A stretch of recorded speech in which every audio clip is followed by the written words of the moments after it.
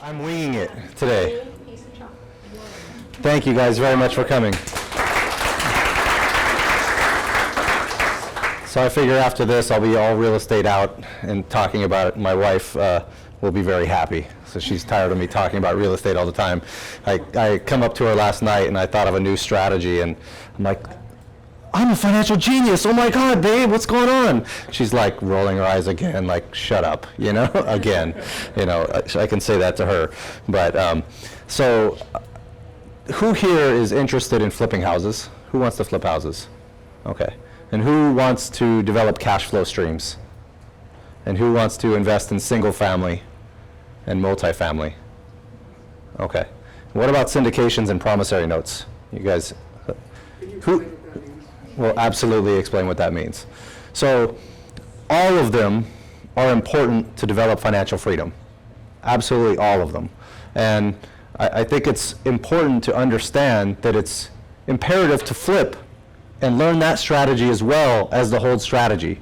Because you have to do, especially if you don't have any capital. I started out quitting my CPA firm job where I was working on the other side of a table from a CEO that was talking about buying $20-30 million apartment buildings in different areas of the country, where I would go in and audit these apartment buildings and help them. The reason I had to audit it is because it was government subsidized apartment buildings. And they're talking about buying these buildings and the owners are just sitting there telling the CEO, yeah, go ahead, you got the numbers, go buy it. And it was at that moment I realized I'm sitting on the wrong side of the table here, and I need to quit and go into real estate and learn that aspect of things. I actually didn't quit for another 3 or 4 years. I actually quit the firm and went to another firm and got a lot more real estate experience working with different companies that worked in real estate and actually getting to see the entire operations of that business. The first job I had, I was analyzing and auditing all these different multifamilies, which was a great eye-opening experience to understand the numbers behind this, because the numbers are everything. Well, property management is everything, the numbers are second. So when you're investing, you want to go through and constantly be finding new strategies and new resources and new tools to learn on how to invest. So for example, when I quit my CPA firm job, it was 2006, or actually it was early 2006. So I was a real estate genius for 6 months and then I was an idiot. I was like, we got an office at the World Trade Center in Long Beach on the 23rd floor. My 2 partners were stepbrothers of mine, really, really smart guys. It was hard to talk to people because they were engineers and computer programmers. And I'm a CPA. Like, yeah, we know how to market. You know, like, give me a break. And it was interesting because when the market crashed, we basically parted ways. I went and started working at home, going, I'm not quitting. Stepbrothers went and got jobs. Understandably, it's the scariest time in the world to be in real estate as soon as the market crashes and realizing, oh, there's economic fluctuations. Crap. You know, you learn some really, really hard lessons that way. And I can tell you, if you haven't learned those lessons yet, if you haven't lost money on a deal, you're not doing enough deals. And you're not, and that's the best way to learn. I would literally, and I lost everything. At that time, I had a 790 credit score. Like, my ego was built on my credit score, and I just got punched in the face, like, really, really hard. And it was the best thing that ever happened to me, honestly. That's when I learned how to raise private capital, because at that time, the banks stopped lending, right? That was my only exit strategy, was the bank financing on the back end. And when you learn that aspect early, which I did, you learn how to maneuver. You learn how to be smart about what your next move is going to be and find resources you didn't know existed. So now, 10 years in, I raised $500,000 a month from different clients very easily, from just relationships that I've built over and over and over again. But it takes a lot to do that. You have to know how to protect your investors' money. You have to know what you're doing on the properties and put major buffers in place so that way you're protecting them and yourself at the same time. You don't want to go do all this work and then lose money or lose your investors' money and then you lose all of your investors because you lose your reputability if you lose your investors' money. So remember, if you're borrowing funds from investors to do this, I mean, I had 30 grand. That's all I had to start off with. And and I had to use investors' money to do this. That first deal, I got 30 grand, I borrowed the rest from an investor. After that, I'm like, I'm tapped. How do I get more? How do I buy more? And so over time, you start to learn those new strategies about how to raise capital to do these deals. And all the resources you need are there. They're all right there for you. It just comes down to understanding the paperwork, understanding the numbers on the deal, and doing it over and over again until you get really, really good at it. So, you know, there's a ton of these strategies. You know, we talk about the single family homes. I flip 5 houses a month right now at a minimum. I sold a house on the way to the meeting today. It was awesome. I'm on the phone having a conversation with a guy, and he's like, look, I'm cool with that. And that deal that I got, I had an investor that I sold a house to in 2012. He needed some funds back for his business. So I said, you know what, I can't buy your property back from you for, you know, the higher price because I need to get it at a discount. I bought a house from him, and I put $2,000 down and created a seller finance note at 5% interest for a 10-year term with a balloon payment at the end of 10 years, okay? And then I went and resold, tonight, I went and resold that property to another investor for $15,000 more with $10,000 down in seller financing at 5% for 10 years. The return on investment for the investor is like 50%. It's ridiculous because he's putting 10 grand down. It's not a lot of money down. But then, now I have investors, because I created paper here, to go buy that paper from me on the other side.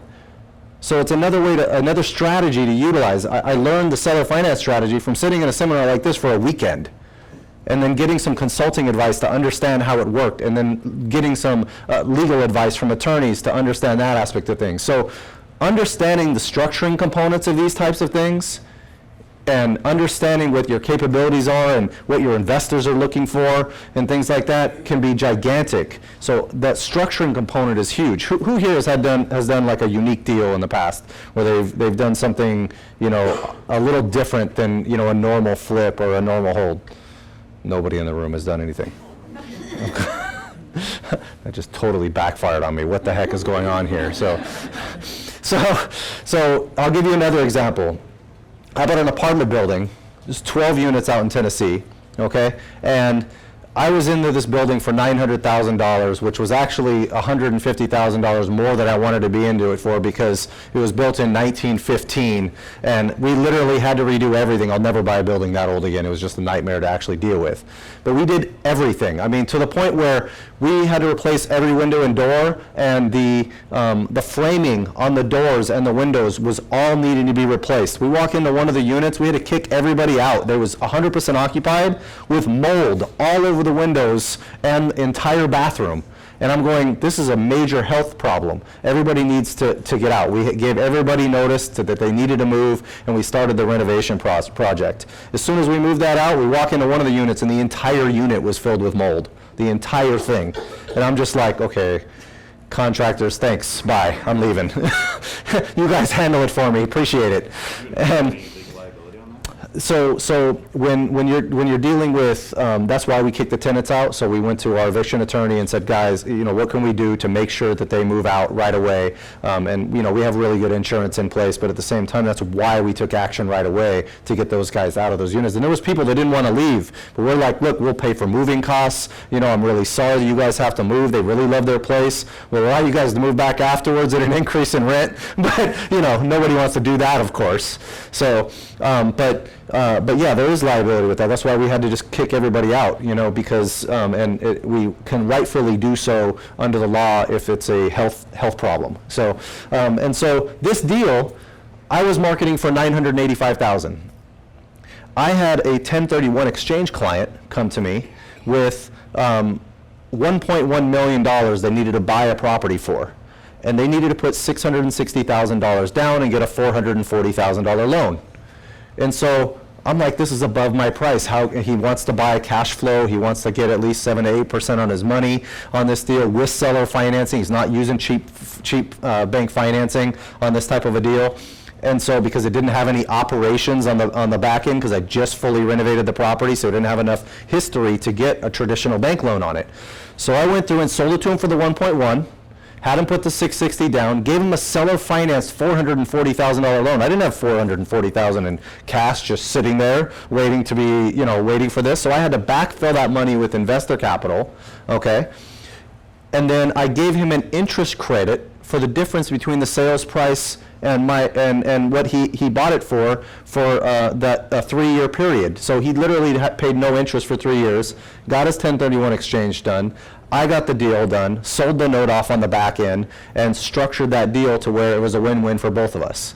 And he has a brand new building with 100% of the plumbing, electrical, every single thing on that building was brand new. We basically took it down to the studs completely in the whole building. So learning these types of structuring components can really, really help to be able to do more deals. And over time, going to these types of events, learning on your own and things like that can really help. So, you have from the cash flow play, and my goal right now is $50,000 a month in cash flow after 100% of my company overhead is covered with cash flow. I make more than that on my flips with no problem, but I'm talking about a cash flow stream, okay? And so, I got a good chunk of my overhead covered already, but at the same time, it's always, okay, do I hold it or do I reinvest those funds and flip it and resell and then go buy another one and hold that one instead because now I got a bunch of equity. So you can run into a cycle where you're always constantly flipping. Granted, the flipping side can be really, really intriguing because you make these chunks of cash, but you have to have that cash flow base as well for that proper stability. Out here in California, you're looking at like less than 8% margins if you're lucky right now. And that's a tough situation to be in if you're flipping and the market changes, because then all of a sudden you saw what happened last time, right? I mean, you got to be in and out of these things within a 5-month period of time if you're here in California and flipping. And so because of the risk of the volatility, that's why I flip in Tennessee, because I look at the volatility of the market, and during the crash it went down by 4 to 6%, and on average it goes up about 4% a year. And so I can, even on the debt that I'm raising, even if it's at a higher rate than I'm used to, I'm still covering my debt payment with cash flow. So if everything crashes and I have to hunker down for 6 to 8 months, then I'm still okay. My investors are okay. And so you want to look at every situation like that. If you're flipping out here, for example, you don't have that cash flow cushion, to fall back on. Where you're going to make 3% and it's not going to pay your debt payment on that. And so when you're doing flips out here, you want to actually go through and look at, if I sold and the market corrected by 20%,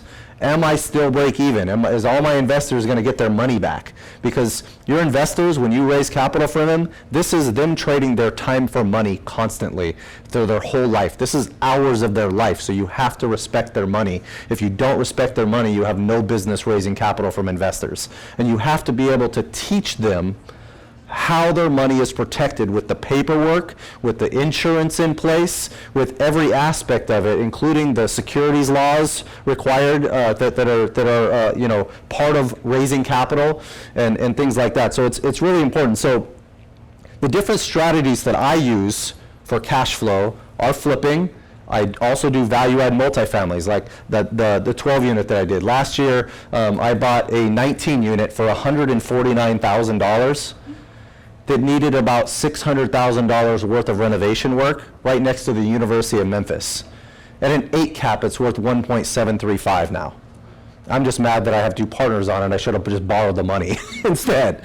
But there was a big risk, right? That's a large renovation. We got a bank loan from a bank at 4.75% in a point, and they did the entire construction loan, which is the only reason I was able to get that is because I have a really good presence on the market and have done a lot of deals already. Most of those types of financing arrangements aren't going to be available to you unless you have experience or have a partner that actually has that type of experience as well to bring to the table, so the bank feels comfortable. You have to have the right financial backing, you have to have the right experience, because we own a management company in Memphis, I own a real estate brokerage in Memphis, and I am not a realtor or a broker. I have another broker that hangs his license with my my company. So this is the type of thing relationships can do for you. We pay him on a per transaction basis to be able to now, on every property we offer on, we can get commission back to our management company and our brokerage. So we get 3% back on every acquisition that we do, which is very interesting, unless it's a wholesale or I'm sorry, unless it's an auction or something like that. But we do a lot of other things too to find these types of deals. We do about 15,000 mailers a month and a pay-by-click campaign as well, and have virtual assistants internationally that are on the phone all day long talking to homeowners on the ground in Tennessee to help us buy these properties at discounts. In January, we bought 7 of them, and some of the deals when you're doing that strategy can be great. Out there, we get a 1.5% to 2% response rate. Out here, you get about a 0.5% response rate. You can be spending $30,000 per deal to get a deal out here on direct mail. If you're doing it, wrong or even sometimes doing it right, it depends on the market that you're in. And so, looking at these different strategies to find these deals, all these different things you learn over time. So, who here does direct mail or pay-by-click at all? Does anybody do that at all? Okay. Have you guys seen any results from this yet, or how active have you guys been on this? It's been on and off, but you're right, the return calls and everything. You got to have a lot of money up front to front on this, right? And you're like, I hope I get this deal to pay for all this back, right? Otherwise, you just lost 30 grand, And so we use a company that actually has a mathematician on staff that analyzes the entire market for 450 different key metrics to be able to find the people that we're going to mail to that is going to be the most likely to sell us their house. Like a metric might be someone with high credit card balances but's been in a property for a long time and has a lot of equity. That might be one metric, for example. And we spend about $12,000 a year just on the data for that alone, but if you look at do the math in the long run, it pays off. And so, you look at these different strategies involved on how to find these good deals. If you don't know how to market, you're not going to get good deals, okay? Especially in California. You have to learn how to market. And so, go to Bigger Pockets, try to learn as much as you can from about marketing and learning these different strategies. And pay-by-click, try that. Go to a company that specializes in it, and that actually is a lot more efficient. So we track every single call that comes in. We track everything about our marketing campaigns. And that's extremely important because you don't know how good you're going to be or how bad you're going to be from doing that. So flipping properties, very, very important to add to your portfolio on being active. Don't just think that you're going to do nothing but holding unless you have all the money in the world to go invest right now to create that passive cash flow for yourself. And what is the goal here? The goal is to create enough income to where your monthly expenses are covered by that income, plus more to reinvest for inflation, because your expenses will rise at a higher rate than your cash flow is coming in, especially with taxes and things like that. And so, and you want to be able to plan for these new things that are coming out too, right? So, or new, if you have a baby coming up, or college and things like that for kids, or, I have a 20-month-old right now, and he has cash flow for kids, and he just wants to eat the pieces right now, but at the same time, he's not there yet, but my wife swears that I'm going to cause problems for him because I'm like, look, trying to tell him already, So you want to be planning for these types of things, and I urge all of you guys, who here has put their budget together and reviews it every single month? Okay. So that's a higher percentage than I expected, honestly. Being a CPA, seeing the wealthiest doctors and attorneys, probably, and I'm sorry to doctors and attorneys in the room, but a lot of them are the dumbest I've ever seen with their financial situation. They make a ton of money, so they don't care. And so that becomes a problem. I see their taxes, trust me. When they come to me, or they used to come to me with their taxes, it's like a mess. It's a giant disaster. And so what I'm saying is, you want to be able to, every single month, track what your exact spending is, because you don't know what your goal is until you know where you're at right now. You want to start with your personal financial statement and a budget, okay? Put all of that on paper, and I guarantee you, whatever your estimates are of what you actually spend, you're 100% wrong. Because if you're not tracking it, it's a lot easier to go have that extra meal or, spend that extra money. And it's a lot easier to actually go make more money than it is to track your expenses like that and cut your expenses down. Nobody wants to live without the basic necessities and things like that. I mean, I don't have cable TV and things like that, mostly because TV's poison and I shouldn't be watching it anyways. So now I know every word to Aladdin, so it's just great, Aladdin and Minions, those are the two things that I know everything about. So I thought my son was calling me Ba, which my son is half Vietnamese, and so which means dad in Vietnamese, but he's just calling Bob the Minion on TV. I'm like, great. Thought he was saying dad the whole time.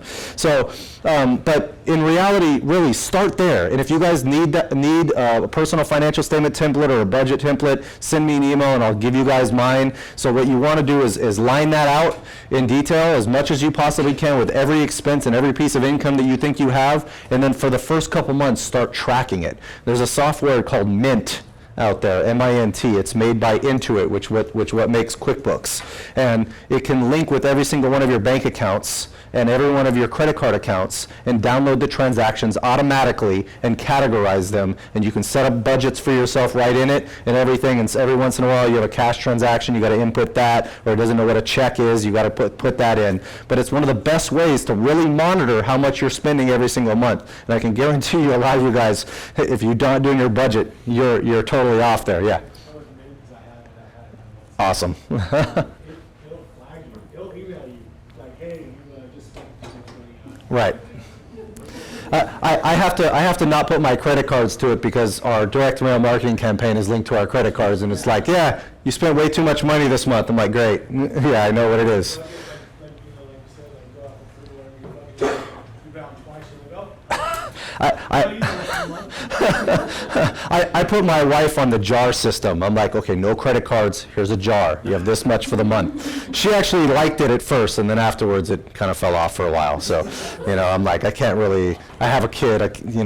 I'm done. I just do what she says.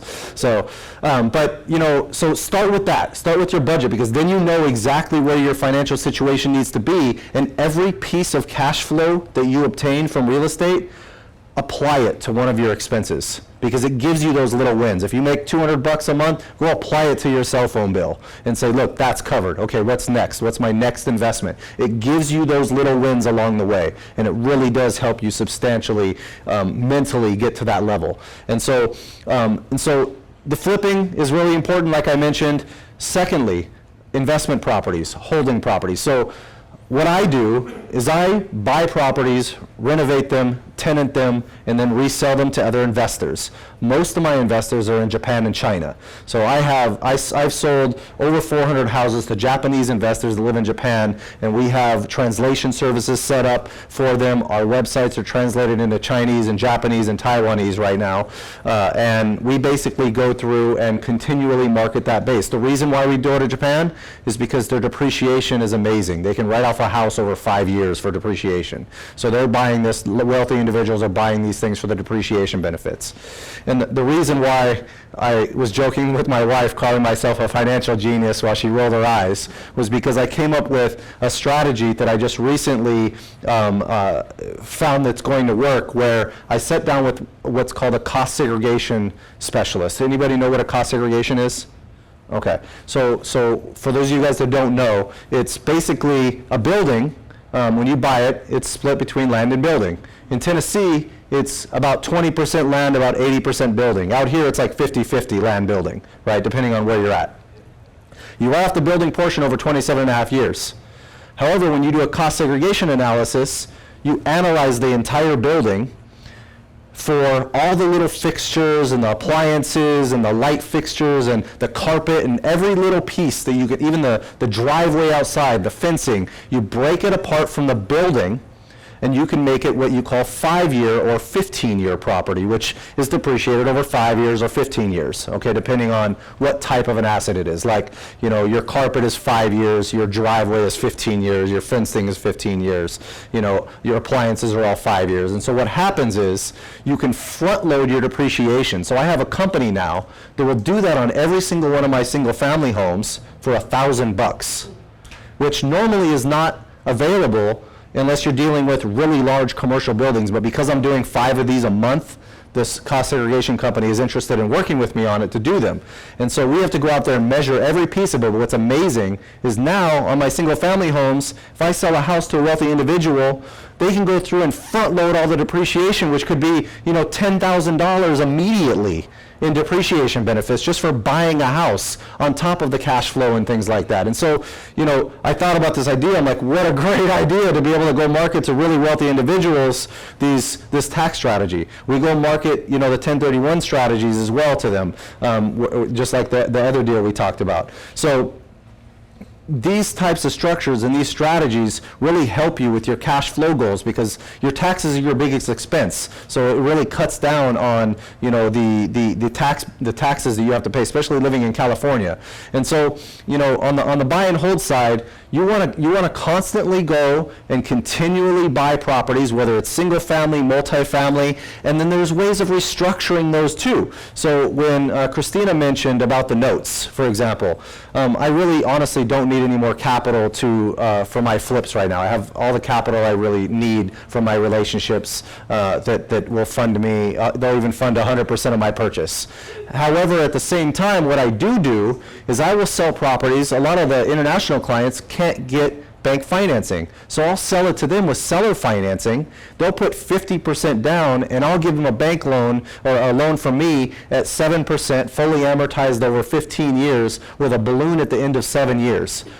And so then I have a constant supply of a product of 7% to 8% money, promissory notes at 50% of the market value that I go sell to other investors that want the cash flow, that, W-2 investors, a lot of you guys in the room, you're looking for the 8 to 12 and higher returns and things like that. And that's very good for active money. But, a lot of the times you want to invest passively as well. And so there's a big difference between passive and active returns.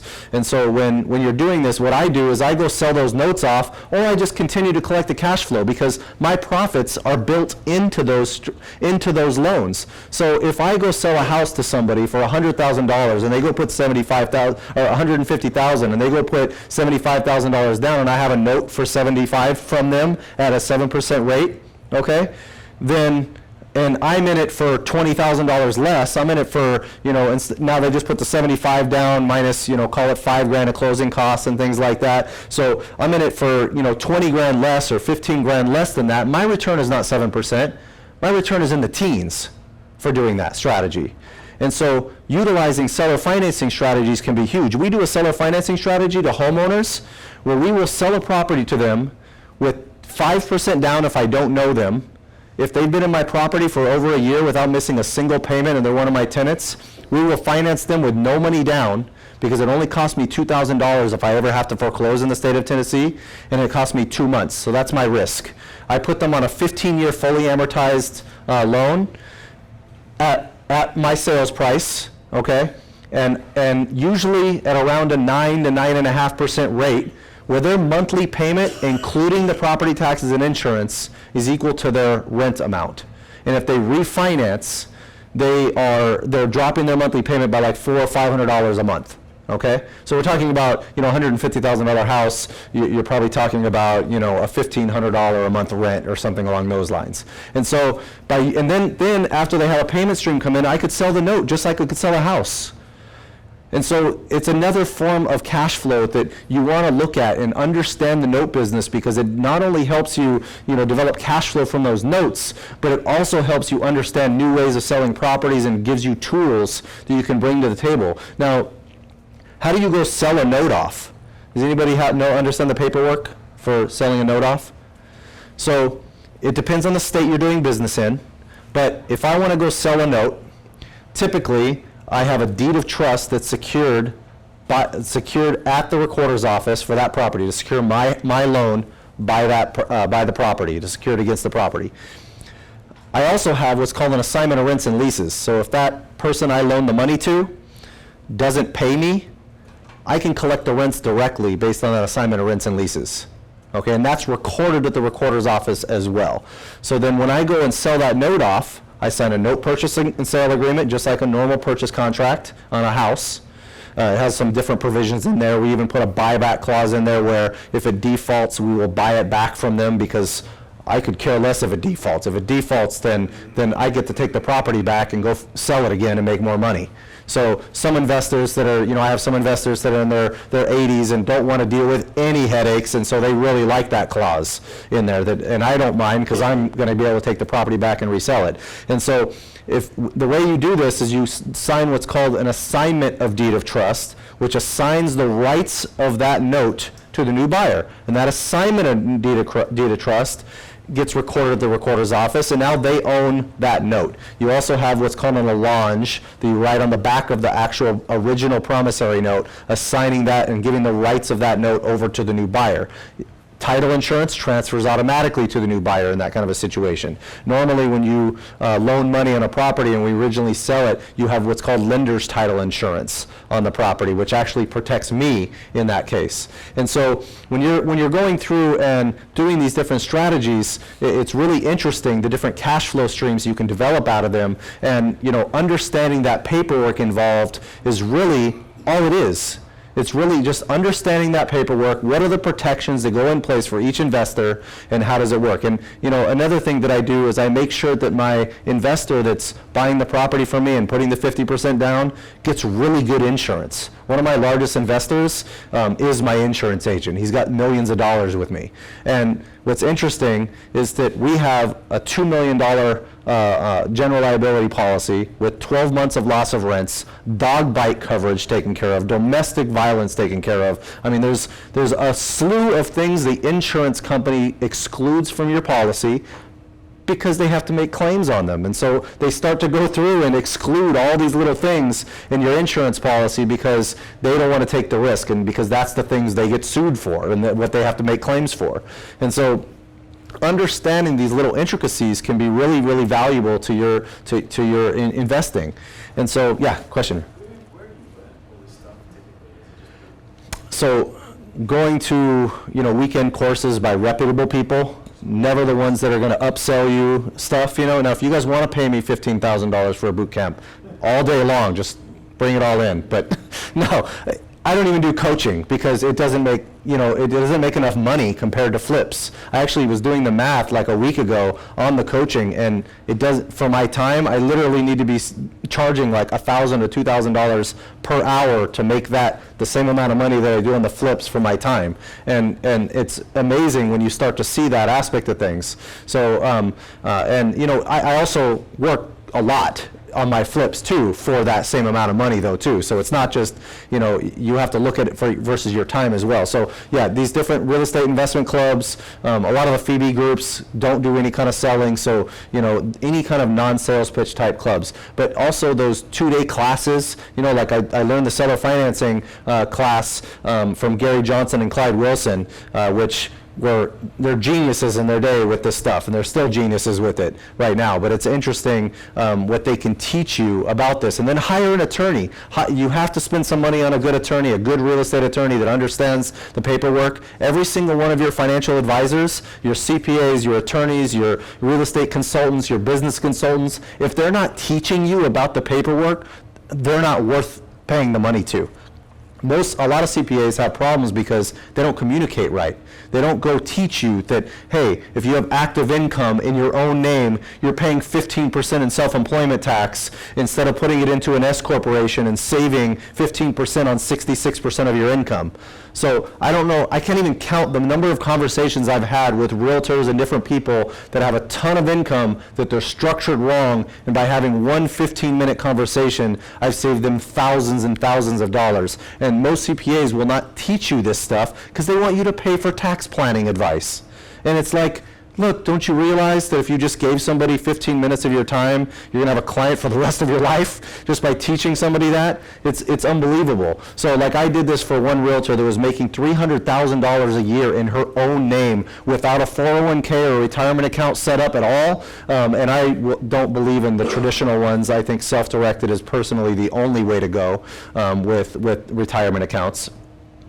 And I showed her how to save 15% on all of her money. It was ridiculous. And she was now self-directing her money into tons of different real estate investments too. So there's a lot of good strategies out there. So the promissory notes we kind of talked about and touched on a little bit, right? So the promissory notes are great strategies, and you can buy discounted promissory notes as well, but there's a whole nother slew of due diligence that needs to be done on those discounted ones too. You have to understand whenever you're buying a promissory note, what, is the guy declaring bankruptcy? What's the reason for the non-payment on these things? What are the major issues involved? Are there title issues? There's a lot of little details with that. And so, one of the guys Christina had up here was Joe Lemoyne. He's a genius when it comes to these promissory notes strategies. So he runs like a note class down in Garden Grove, and I would suggest, he's on Meetup, so I would suggest you guys, taking going to his Meetup and learning some strategies on promissory notes. So all of these different things can be good strategies to use. Now, I also invest in syndications. Syndications are absolutely awesome, but they can be dangerous too. There's a lot of really bad syndication deals out there. So who knows what a syndication is? Okay, so a lot of you guys don't. And so this type of stuff is not taught in schools. So syndication is basically a fund. It's someone coming in, so I invest in one, for example, a mobile home park fund, self-storage, commercial properties, other multifamilies that I don't operate. And so what happens is this operator, most of the time they're really seasoned in that specific niche or that asset class, will come in and want to buy a big self-storage or a big multifamily property or something along those lines, and they need to go raise $4 million for this purchase, including getting the bank loan and things like that. And so they'll go and formulate documents with the and register with the SEC for being able to raise funds from private investors this way and pool all their money together into one big fund, okay, for that deal specifically. Most of the time, they're structured where investors get, a preferred return, meaning they get paid before the operator gets paid. So most of the ones I see are typically an 8% preferred return, and then some sort of a split afterwards until investors reach another level, and then another split afterwards. So it's incentivized for performance for that operator. Now, there's a lot of syndication deals out there that are really, really bad. And so I have friends of mine, and I've reviewed a ton of these things too, that have reviewed these and review tons of different documents from different operators, and they are not all created equal. So you have to, so the documents that go with the private placement or that go with the syndication are a private placement memorandum, and then an sophisticated investor questionnaire, and then usually a executive summary and some additional paperwork along with it. But this is more for people that are a little bit more seasoned investors. That's why, so there's different rules involved. So some only allow what's called accredited investors. If you're making, you have to make $200,000 a year per year for the last 2 years, or have $1 million in net worth, excluding your primary residence, to actually invest in that. So they cut out a ton of people, obviously, right? So, but at the same time, there's other funds that don't require that. You just have to be sophisticated, meaning you have the understanding of the risks involved and how to invest in a syndication like that. So in these private placement memorandums, the attorneys write like 5 pages of risks, including the operator could go to Vegas and spend all your money, and that's a giant risk that could occur. They could steal your money. And that doesn't mean that you wouldn't have recourse, there wouldn't be fraud involved. There's also an operating agreement that requires that operator to abide by that contract, that operating agreement, in order to actually operate this fund. So whenever you go into one of these, you have to read in detail that operating agreement, have your attorney read that operating agreement and the private placement memorandum as well. So, but they can be awesome investments too. So the reason why I invest in them, I invest passively in my 401k with these things. I have a self-directed 401k where I flip properties inside my 401k. I have tons of high yield investments inside my own 401k. And most financial planners will say, hey, you need $2 million so that it'll last you until you die over here or close, and you'll die broke.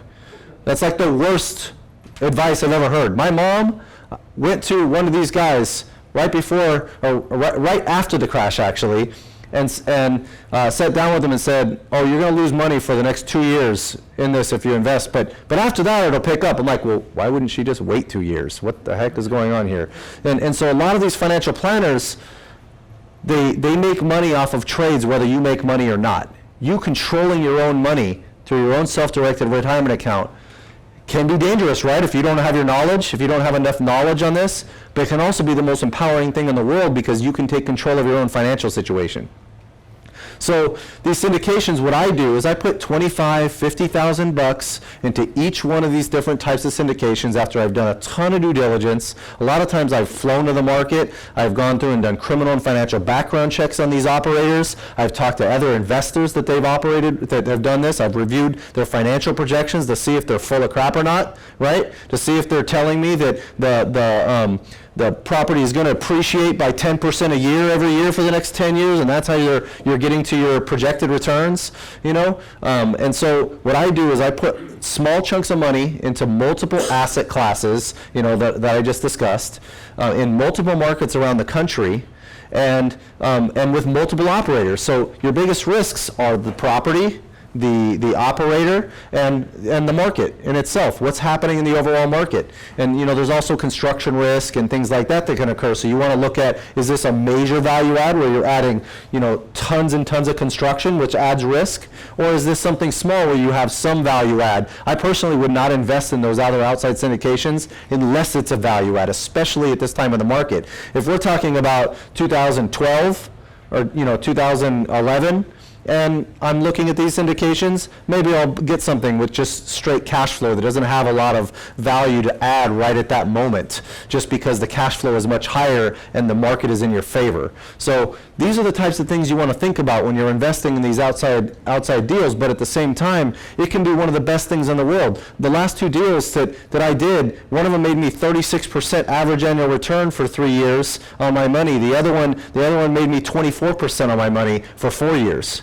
And so these are the last two deals that just sold. And so if you look at, it's an awesome deals if you know what you're doing, if you can understand the documents, but it starts with your education. It starts with that aspect of things, okay? So who here is in the middle of a flip right now? Okay. What are the headaches are you guys having with these? The rain. The rain? But it's California. You can't.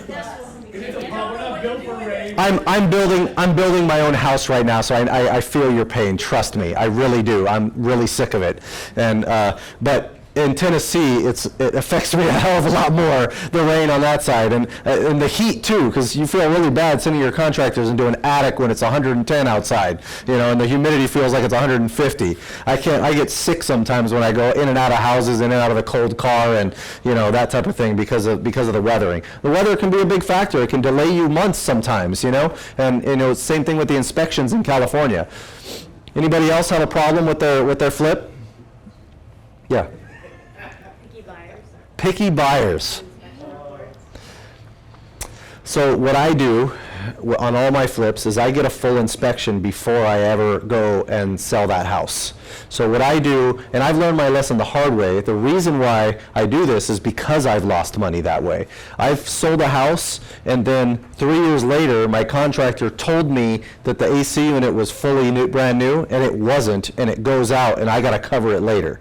You know, because I'm dealing with more investors on that case, not an end buyer that, you know, may come back and sue you later or something like that. But so what I do on every single one of my houses now to make sure everything is perfect is I get a full inspection report before and after the renovation with side-by-side pictures of every single thing done with a full disclosure checklist of the age of every single piece of that property, the age of all the appliances, the roof, the plumbing, electrical, everything involved, because I've lost money not having that quality control in the past. And so, you know, what I do is before I go put it on the MLS or sell to a homeowner, I disclose all of it. You always want to err on the side of full disclosure so that all that's up front before you even sign the offer. And what I'll do is, you know, sometimes in California you have multiple offers, so I'll go through and say, here's the inspection report. Are you sure this is your final price? You know, stuff like that. So, question? You can still be sued. Anybody can sue you no matter whatever they want, they can sue you. Well, yeah, it will still cost you legal costs and time, no matter if they win or lose. They might have a frivolous lawsuit. I had a homeowner that bought a house from me that was built in 1923 that had grandfathered electric in. On the inspection report, it specifically said on that report that we need to have 2 outlets in the kitchen grounded and 1 wire that was just laying there not attached to anything, taken out of the attic. They went and had their inspector go look at it after the fact and go take a look at it to make sure that I did exactly that. And it was done. He signed off on it.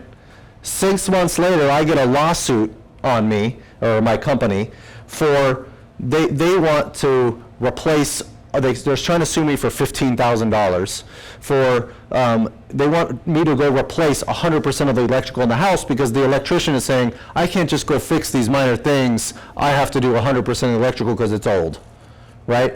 And I'm like, your inspector signed off. This is totally frivolous. Their inspector signed off, they signed off, everything was full disclosure on every aspect of it. My attorneys had all the paperwork and everything involved, but you can still get sued. Now, they threw it out, so, yep.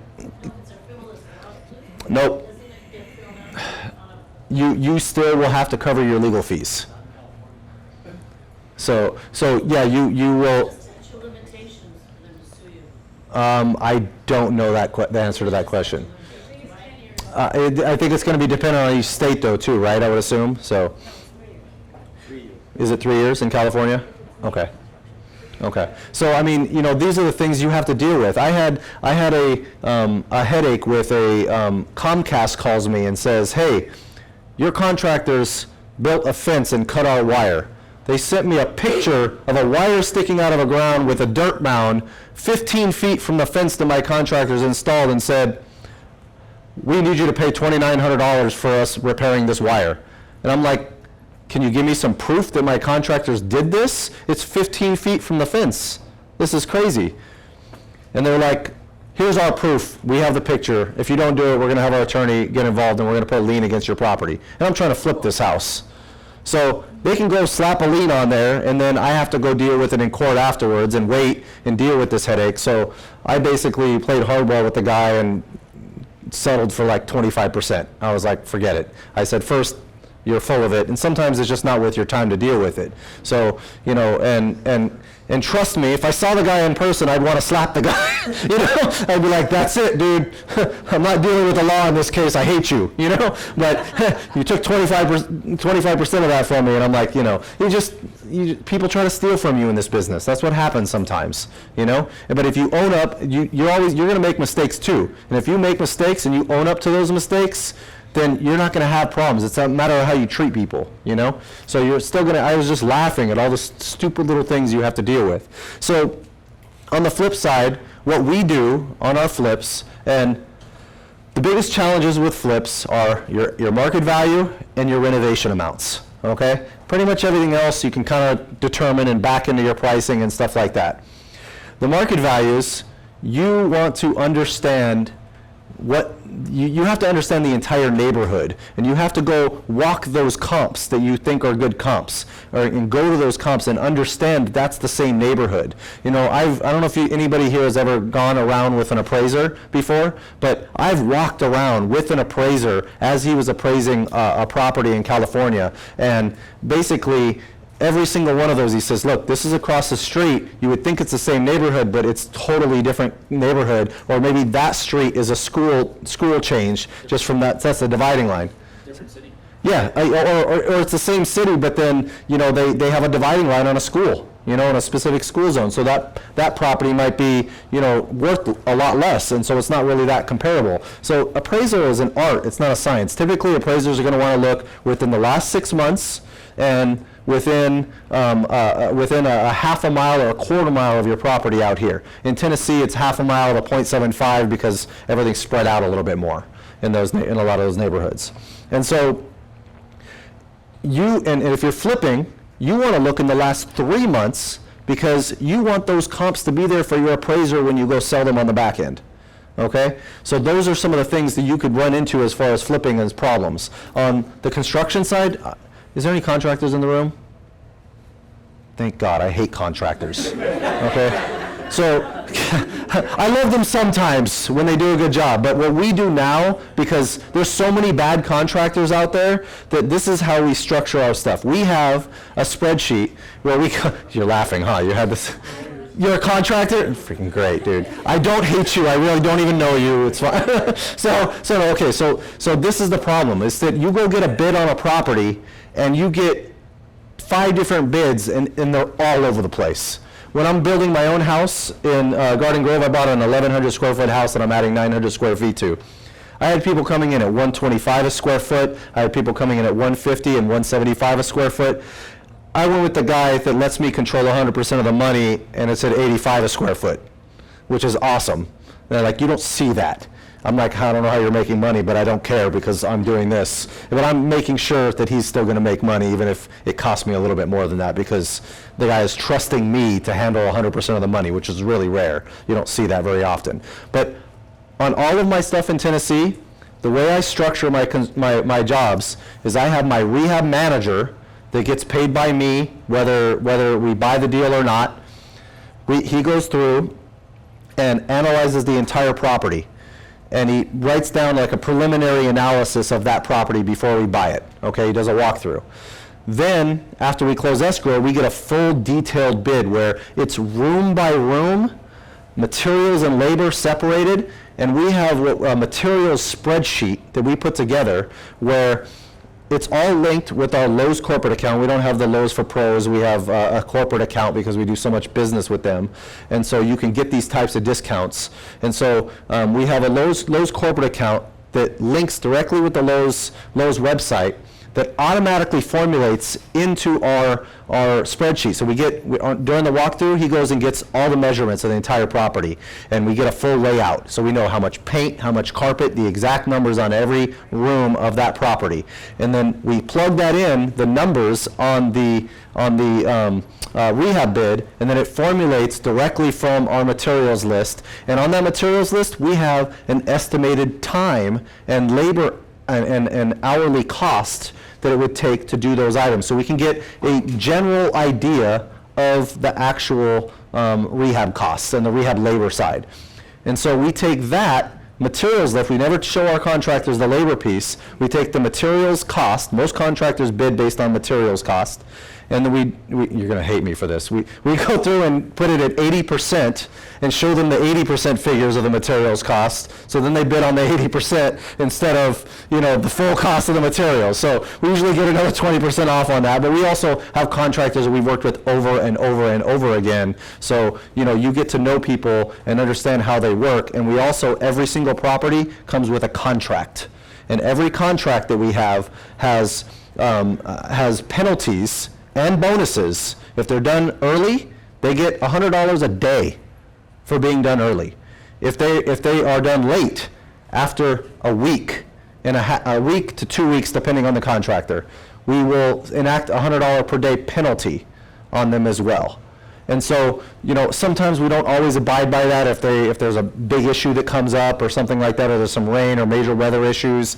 Sometimes in Memphis you really can't drive because it's so cold outside and things like that. And so, when we're looking at these bids, we go through and get the bids from our contractors and hold them to it, and then we don't pay them the final payments until we do a final walkthrough. We do what we call a blue tape walkthrough. We walk through the entire house, opening every door, every little thing that we can think of, and we mark down. I don't care if the caulking in the kitchen is a little off. We're like, there's a blue tape. We want this thing perfect every single time, because the reason why is because if you start to not do that, if you start to let them have a little leeway, if you're using them over and over again, what typically happens is their time goes up, their quality goes down, and their price goes up as well. So we have multiple contractors that we use because we want them to know that we have other people to go to as well. Question? How do you deal with last day of construction, and then you go back and you find out that something didn't really work out the way it was planned, and you find little mistakes here and there? How do you get the contractor to come back? How do you get that per day? Do you do it in advance? And how do you get them to come back? That's the question. we do so much activity that it's easier for us to do that than, one flip at a time or something like that. The hardest part is, that is always going to be a challenge. And usually after the final payment, after we've done the punch list, we do one more walkthrough to try to solve as many of those little issues as we can. But if you don't have, your contractor can always walk on you in a situation like that, unless they know they're going to get more business from you in the future, and then you can say, look, I got another deal coming up, right, like really quick. I just need you to handle this final item on this, and that's always a challenge. Those little items that they got to go back to, if something, and when we have a tenant that moves into a property like that, that's when you find those things. And so, if it's something that we should be they should be warranting, we'll send them back. If it's something that's just minor that, it's really hard to catch every little thing, So like we've had it a couple times where, plumbing checked out, inspection checked out, everything was fine, and then 3 months later, the line to the street needs to be replaced. And you're like, great, what am I supposed to do now? It's not really the contractor's fault, in a situation like that, even though, he looked at it and stuff, and our inspector even looked at it or something along those lines. So, those little things are always difficult. What I typically do is say I have another deal coming up, which I usually do, and then say, look, I'm not going to give you that next deal until you finish this. I need this done like ASAP. Can you do this for me? And I'm going to go take care of it, and I'll get you the next deal too. That's usually the best way to do it, but it's hard to do that if you're doing one-offs, so. We've talked about, communication with your people, your general contractors and stuff. We're talking about FaceTime and stuff like that. A lot of people here agree that, people communication between them. How do you handle that? So I do a weekly call with my rehab manager that goes by the properties every single week. And so, and we do a Google video call, and a lot of times I'll do FaceTime at the property so I can understand it. I even have a roamer that goes around on top of my rehab manager and takes a look at all the properties and runs by all of our holds once a month, goes by our multifamilies, walks the premises to understand what's going on with those properties, or if there's tires that someone left, or trash, or whatever it is. So the communication now with the technology is amazing. You can basically be there, So, question here? So yeah, also dealing with contractors. Seems like you deal with a lot of older buildings.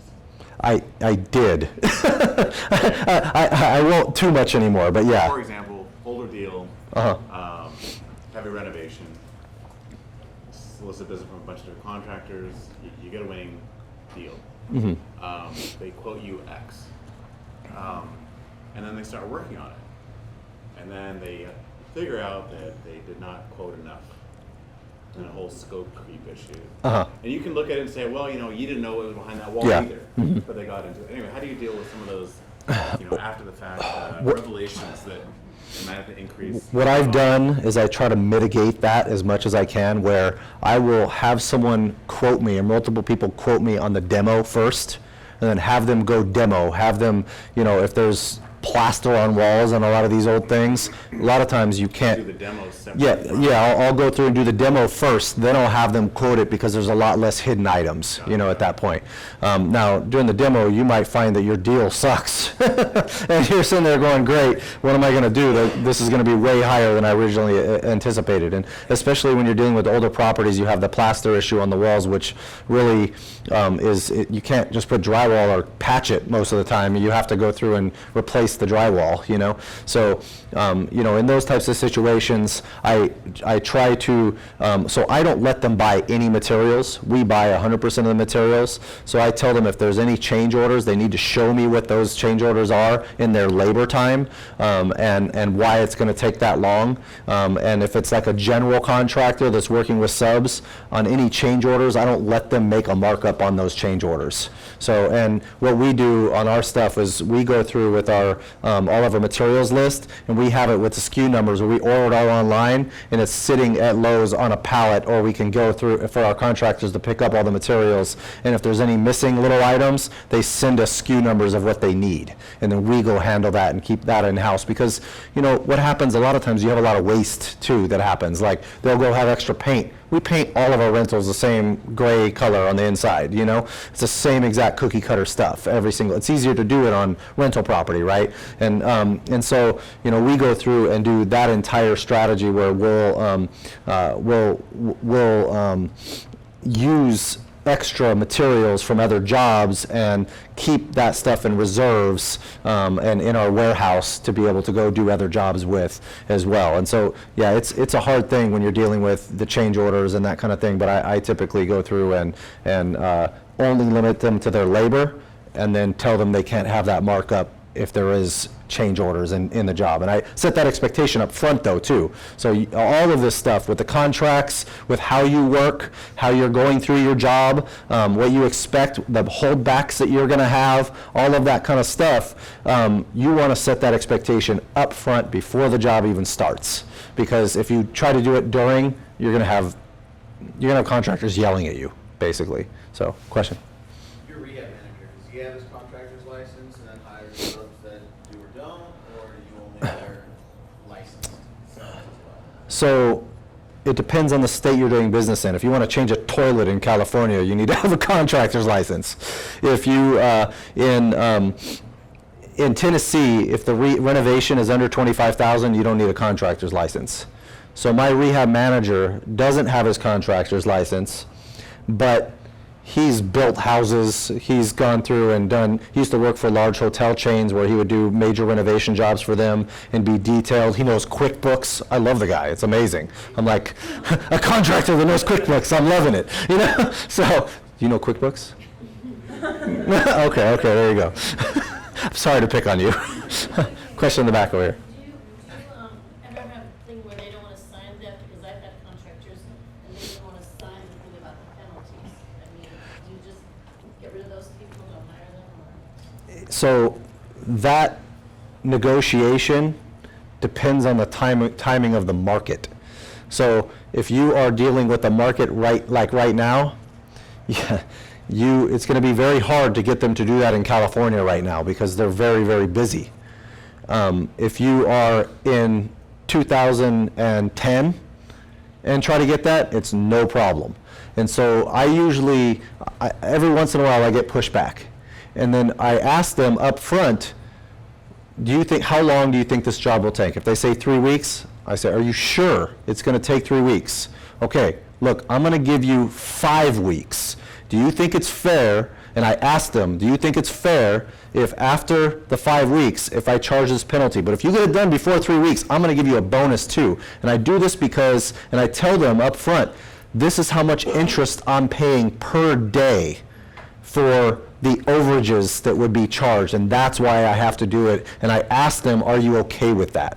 And it's a matter of communication, and it's very, very, can be delicate because they don't want to sign that clause, you know, because sometimes they go bid and say, oh, it's going to take 3 weeks when they know it's going to take 2 months or something along those lines because they want the job. And then what happens also is they will leave and go to the next job before yours is done because they got to find their next, they got to work on their next job. They're always looking, where's the next paycheck? That's how that business works, is they're constantly looking for that next paycheck to make sure that they have work consistently because they don't want to have all their crews and their guys just sitting there not working. That costs a ton of money and then they start losing people. It's very, very difficult, and that's one of the reasons why I do that amount of activity that I do, because it gives me the flexibility of being able to constantly have another job for my guys to use and constantly be able to use the same people over and over again, and they know that I'm going to have another job for them, you know? But if you tell them this and they still don't want to sign it, They go to, just say, yeah, "Oh, you still-"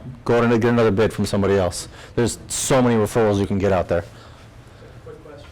I purchased a property, completely passive turnkey property in Memphis about 4 months ago. Okay. It's been brilliant, wonderful, and I intend to purchase more.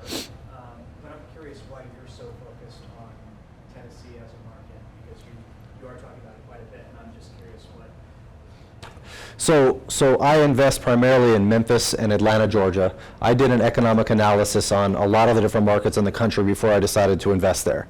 And one of the things I liked was the lack of volatility, where I knew if I'm flipping, then I'm still going to be in a safe position, and California is going to crash before Tennessee does. So last time I had pretty much like a year leeway almost, even though I still took a hit because I was green at that time, you know?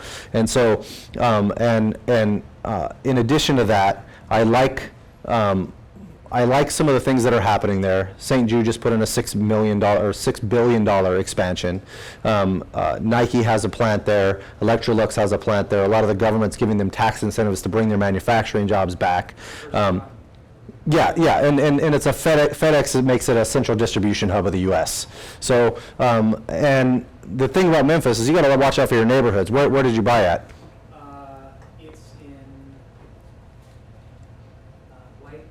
Whitehaven? Whitehaven, yeah. Okay. I bought from Mid-South. You probably know. I know them. Yeah. Mid-South. Terry is one of my best friends. He's a great guy.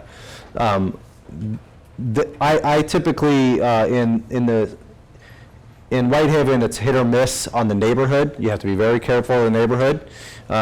A lot of areas in Memphis, you want to be very careful. I don't buy in the Raleigh-Fraser area, the northern side, because that's where most of the crime is concentrated. I don't like dealing with the lower end tenant base. I typically, Terry buys properties that are in the, $50,000 to $75,000 range, something like that. I typically buy houses that are in the $100,000 to $200,000 range. I like the tenant base better. I've also had some headaches. Terry has found a way to manage that lower end asset class. I hate managing that lower end asset class. I don't want to deal with the tenant turnover and vandalism and theft. I bought a house in the beginning in the hood out there. The manager took me around during the day on a weekday instead of at night and on a weekend. And I'm like, trees, this is amazing. Coming from California, beautiful. And I go at night and I'm like, oh, crackhead, shit, you know? And so like, and I've had to rehab a house like 3 times because, someone moves out, the neighborhood knows about it before you do, and they go vandalize it and all that stuff. But, Terry's got some great strategies for that. Like he'll buy aluminum AC units where they'll go take the AC unit apart in some of those low-end neighborhoods and just leave it there because there's no copper. And then you just put it back together, and it's like here's $100 instead of $3,000. But like even in my high-end neighborhoods, I cage every AC unit because it's $250 to save a $3,000-4,000 system. It makes sense to do it. So, but yeah, Terry's got a great management company. I use him as well. He manages about 400 of my investments right now. So he takes me to every Memphis game there is. So, but yeah. Following up on that question, I'm considering my first kind of turnkey out of California Okay. project that's out of my comfort zone. I've been doing kind of fix and flips and hard money lending. Uh-huh. Is it a good idea? This is not a full-time thing for me, and it won't be anytime soon. Mm-hmm.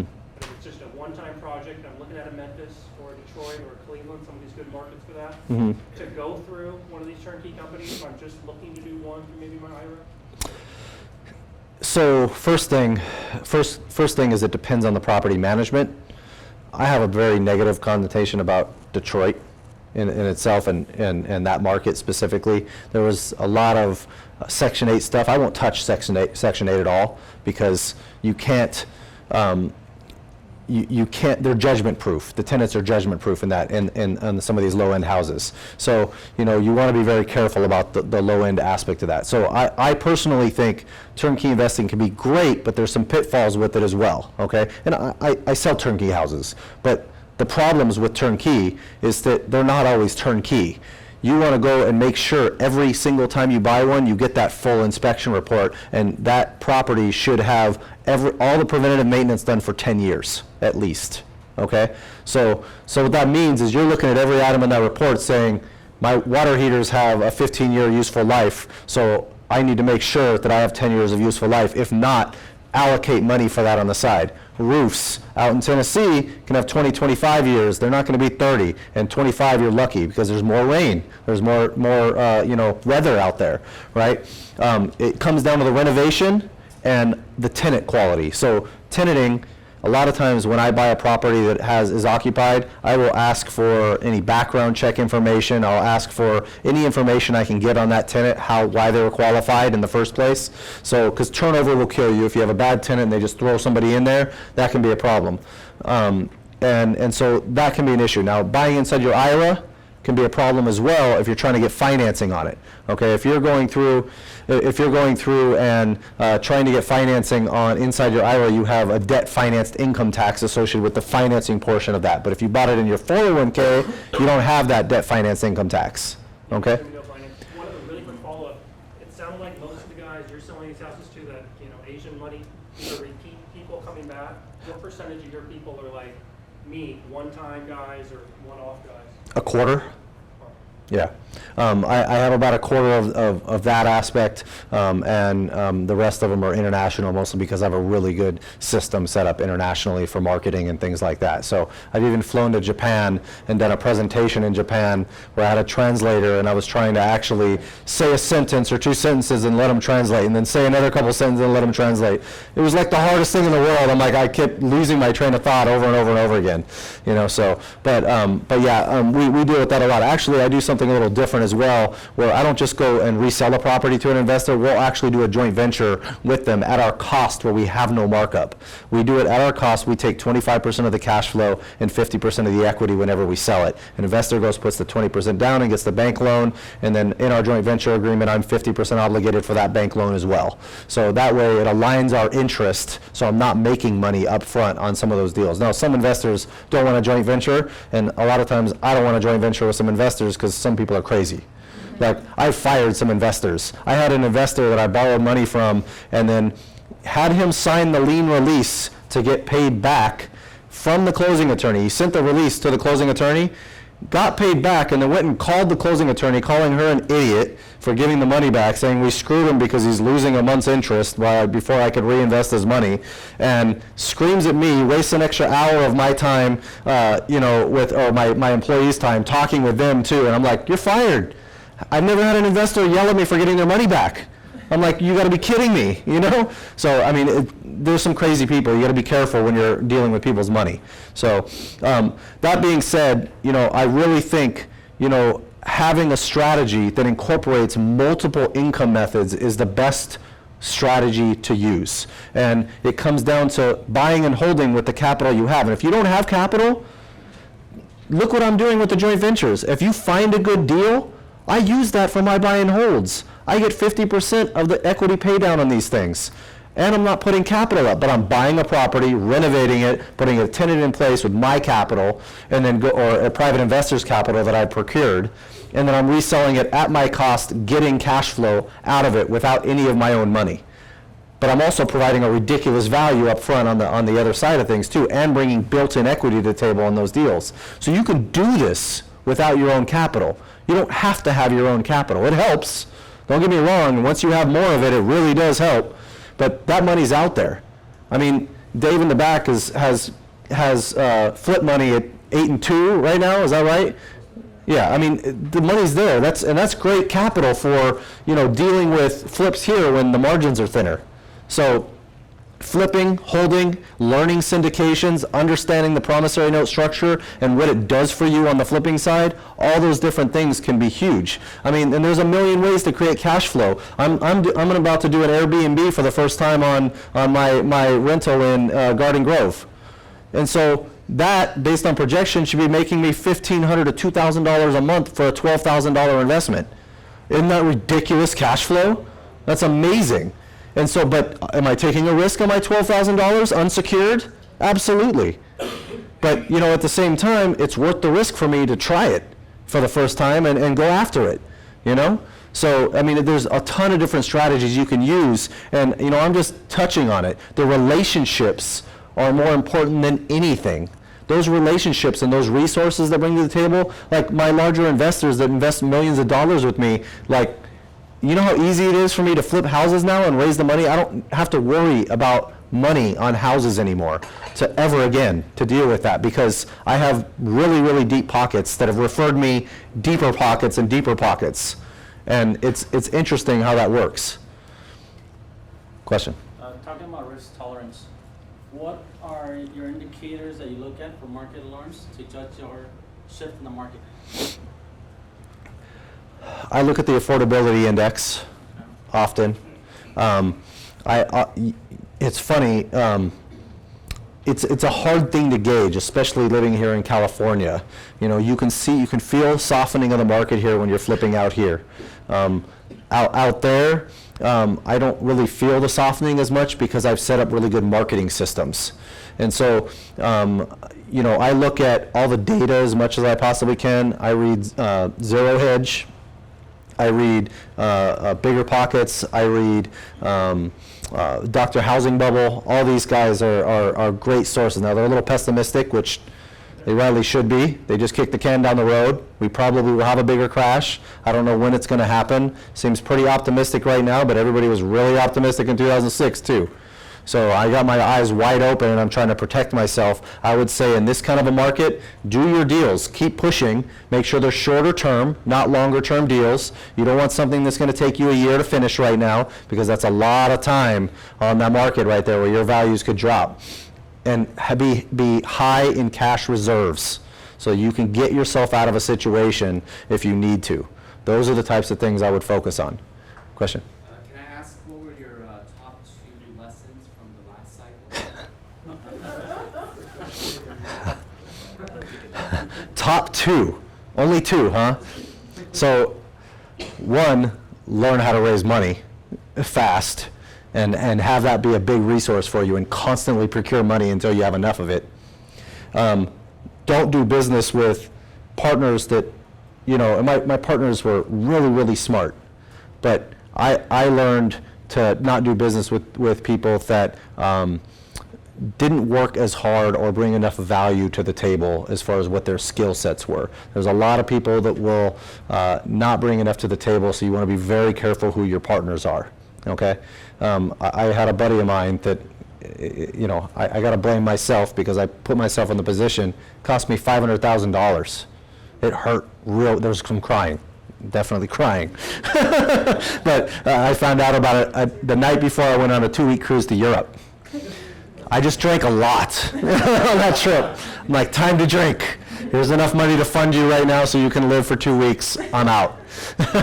But yeah, you know, the partnership thing is really, really important, and you don't realize people's mindsets or their skill sets until you're involved with them. So, you know, that aspect of things I think is important, and understanding your numbers. Don't ever buy a property that you're pushing your numbers on and you're not comfortable with. Have buffers like crazy involved, you know. So those are the types of things I think I would focus on.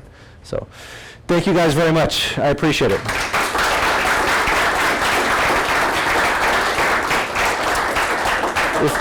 If you guys want, I have some information over here for some free events that I throw. They are in the FIBI brand. In the FIBI brand. Exactly. So I was about to say, that's I all. always make sure that my presenters always have something for you available for free. Mhm. I usually try to make sure you can also leverage their time for free. So what's your phone number, dude, or your email address? Or Email is, I don't answer my phone. Some way So they can get a hold of you. mpo@ocgproperties.com is my email address. I won't answer the phone, so you can try to call, but at ocgproperties.com, or you can go to the website at ocgproperties.com as well. You So. offered something free during your presentation. There was some. Oh, some yes. sheets. So I have a flip sheet you can have. I have a budget template and a personal financial statement template. I can even send you the examples of my renovation breakdowns and how we break these things down in detail. Okay, so those are all valuable stuff. What's the email to your assistant that can send them that information? Jacqueline@ocgproperties.com. Jacqueline@ocgproperties.com. That's your hookup, guys. Okay? So- Always make sure you get something free. Huh? JACLYN. See, there you go, guys. See, that's Jacqueline Wave. There you go, guys. There's your hookup. Matthew? Jack. Oh, JACLYN@ocgproperties.com. Okay? You guys got it? Yes. Thank you. Matthew? Thank you, honey. Appreciate it.